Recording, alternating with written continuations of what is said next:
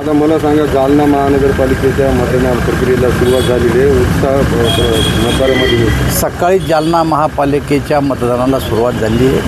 मी स्वतः काही बूथवर जाऊन आलो. कार्यकर्तेसुद्धा बूथवर उभे आहेत. प्रत्येक ठिकाणी अतिउत्साह मतदारामध्ये आहेत आणि त्यांच्या मनामध्ये त्यांनी ठरवून ठेवलेलं आहे, यावेळेची महापालिका ही भारतीय जनता पक्षाच्या ताब्यात द्यायची.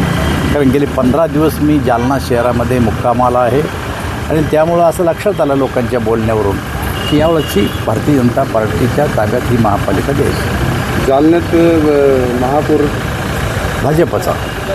राज्यामध्ये 29 महानगरपालिका निवडणूक आहेत.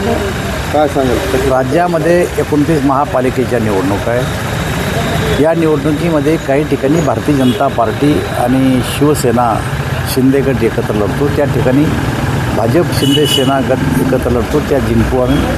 काही ठिकाणी भाजप स्वबळावर लढते, त्याही जिंकू आम्ही. मला असं वाटतं की ज्या काही निकाल येतील त्यामध्ये सर्वात मोठा पक्ष हा भारतीय जनता पक्ष असणार आहे. दादा, हा जो उत्साह आहे जनतेचा मतदानाचा, हा उत्साह जिल्हा परिषदला पण टिकणार? 100% जिल्हा परिषद टिकणार.